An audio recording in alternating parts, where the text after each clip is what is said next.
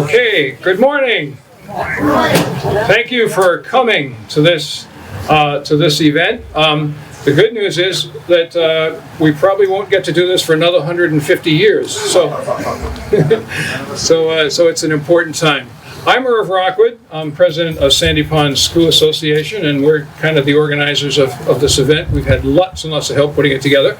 But we're going to start this morning with some remarks from three people who have come to speak. And the first one is Senator Jamie Eldridge. And I am not going to give him much of an introduction. I'm going to let him do that himself. Thank you.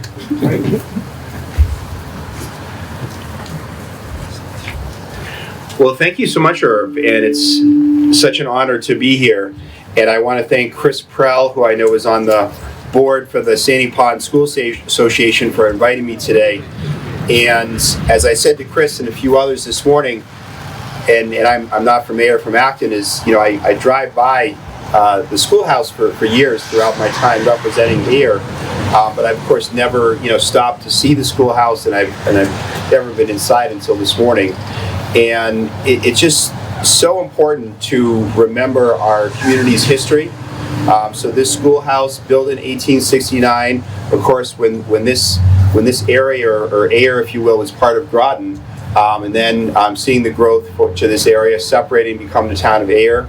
And I understand that the reason that the schoolhouse was closed is because a streetcar was built along this path, and so therefore students could get to the downtown where the new schools were being built. So it really sort of highlights the history of this area, both the industrial history, but also the educational history. And as I think many of us in Massachusetts know, Massachusetts was the first state to have free public education. And that's something that to this day we really pride ourselves on. I know I'm looking out, I'm seeing a number of legislators, a number of education legends, including Don Parker, who really was a mentor to me around education when I first started representing this area. But that is such an important value, and I will say that it's just been so inspiring to see the efforts over the past few years by people in Ayer, Board of Selectmen, town staff, on the efforts to improve the public schools in this area in general. And that's why it's so important to preserve this schoolhouse and to restore it to its 19th century character, to remind us of our history. I also represent the town of Boxborough, and Boxborough has preserved its schoolhouse, and they now have visits by the children in Boxborough to the Boxborough schoolhouse. So I'm hoping that can happen here in Ayer. And I really just want to praise all the members of the Sandy Pond School Association, the Ayer Board of Selectmen, Town Administrator Robert Pontbrand, as well as the Community Preservation Committee for Ayer, because I understand about $180,000 in funding was invested to make the improvements you'll see in the schoolhouse.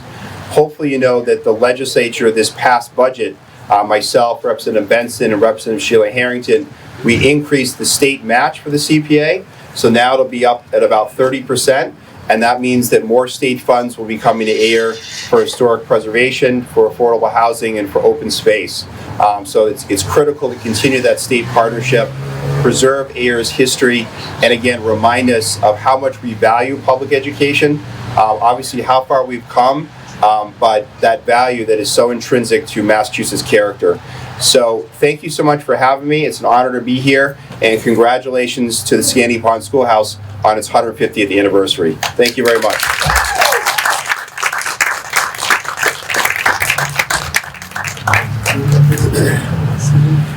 Thank you, Senator Eldridge. And our next speaker is Representative Sheila Harrington, who is here to, just this moment, also to speak to us. Thank you.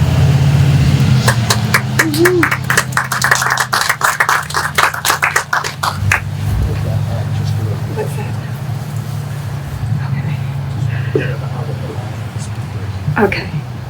All right, now I'm ready. Thank you so much, and I apologize. I actually had it in my calendar for 10:30, so I guess I was off a little bit on that.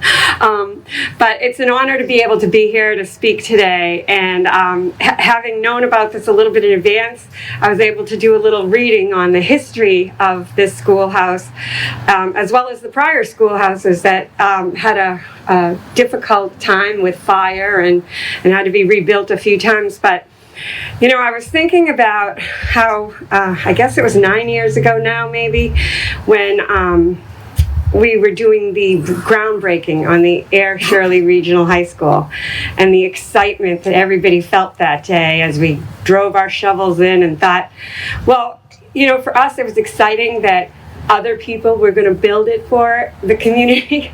For these people, there were no other people. So when they broke ground, they kept going and going until they built this building. And the building is not just the building, the foundation, the blocks that were put in to make it happen, but it's the people that it educated at a time where other places in the country, I don't believe, would have had even the luxury of having a school this centralized. With gratitude, I think we come here, and with gratitude for the people that have preserved it over so many years, I think that is the big feat here. It's the people they taught, the generations that came from those people that they taught, the inspiration, the hard work. I don't know how they let anybody know when there was a snow day. They probably would have had to send out a rider or something. I don't know. You know, it's funny how some of you may have the same experience with your kids, that you do just what you said you wouldn't do. And you say things like, well, when I was young, we had to go to the library and get an encyclopedia. We didn't have computers. And it makes you sound like you're such a pioneer when you say that to them. But these people truly were the pioneers that wanted this building for their community, built this building for their community, and now future generations of this community preserve it for all of us to enjoy. So for all of you who've worked so hard on that, I thank you, and I hope there's a group someday celebrating the next 150 years of this building, because I hope it withstands the test of time. So on behalf of Senator Eldridge and myself, we would like to give, I don't know if you want to come up too, Jamie, and give a citation. So, the Commonwealth of Massachusetts, it says the whole word. Commonwealth of Massachusetts. I'm just so used to stopping. Commonwealth of Massachusetts House of Representatives and State Senate. Be it hereby let it known to all that the Massachusetts House of Representatives and State Senate offer their sincerest congratulations to the Sandy Pond Schoolhouse in recognition of celebrating 150 wonderful years. The community honors, loves, and cherishes the schoolhouse's joyous, historic charm, and we thank you for your dedication in maintaining such a momentous place. You want to go from there? The entire membership extends its very best wishes and expresses the hope for future good fortune and continued success in all endeavors, given this 14th day of September 2019 at the State House, Boston, Massachusetts.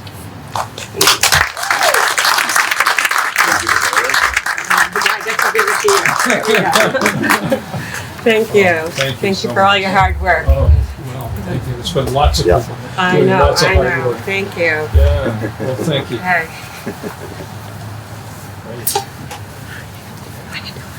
Well, thank you very much.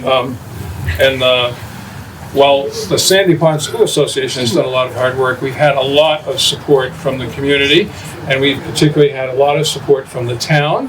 And at this point, we have two representatives of the Board of Selectmen who are going to speak, and the first is Mr.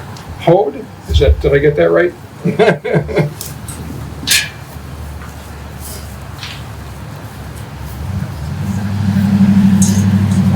I'd like to thank everyone for giving me the opportunity to be here and to speak. It's really hard to figure out what to say at an event like this, but I will say that, so I grew up in Chelmsford, which has its little red schoolhouse prominently displayed up on its common. And as a school child, I went there many times to learn about the history of the schools. They talked a lot about community, and as a kid at that point, I always looked at it as, you know, kind of a symbol of education, but also community. And looking at all the work that's been done with this school, it's sits in a fairly prominent area, traveled very well. I've been driving by it for over 20 years now. And the amount of work that's gone into it, the dedication of the people on the Sandy Pond Association, the support of the community, which encompasses citizens, the Board of Selectmen, community preservation, is really important. And I think that it's a great symbol for how, as a community, we can come together and we can do some wonderful things. And this is just a great job, and a sincere thank you to everyone for working to preserve the history of the town of Air. Thank you.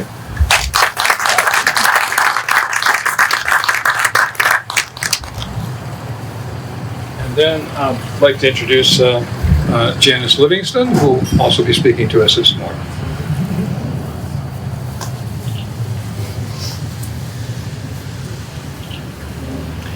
Good morning, everyone. What a pleasure it is to be here for what a sweet event this is.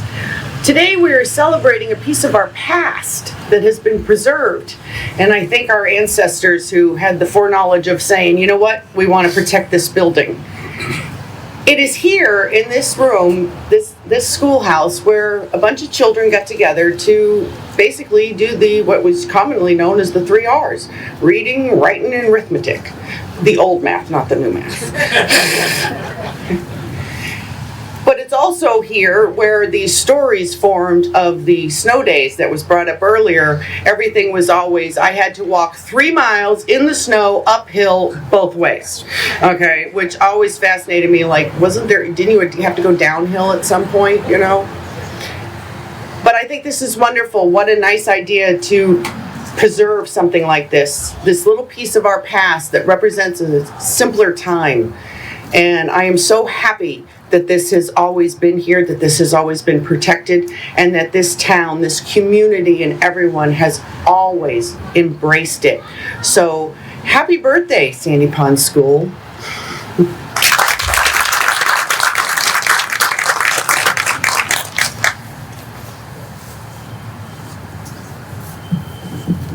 Okay, well, I'm delighted that we all can be here, and I'm going to be talking inside in a little bit about the schoolhouse and some of the history at times in the program. If you don't have a program, you'll probably want to pick one up. I'd like to do 2 things right now, however, before we move on. The first one is I want to sort of unveil this plaque.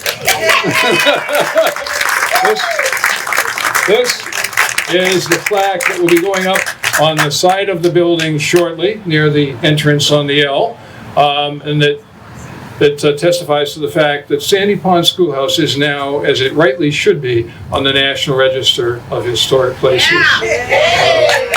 And that was an effort that took us actually about 3 years from start to finish to complete, not because it's so terribly difficult, but because there's a lot of research involved and a lot of revision and writing, and we had some great help doing that, and some help from the town, which helped us pay for it since we didn't have funds to do the whole thing ourselves. The other thing I'd like to do just now, because this is the one chance I really have to do it, is to recognize some of the folks and organizations that have helped us so much over the last several years as we started in 2014 to the campaign that has taken us to the point we are at today. And the short list is sort of in the back of the program, if you've got that. But I'd like to especially acknowledge the Friends of the Ayer Library who really helped us with this event, co-sponsored, and some of them are standing around, like Liz Nolan, Laurie Sable, and others, and without them, this event really would not have happened, so we are very grateful. Another group that we would not be having this event without is the Ayer Cultural Council, which provided us with some funds to make this event happen, and has been wonderful, positive support for us over the last several years. Then there is the Ayer Historical Commission.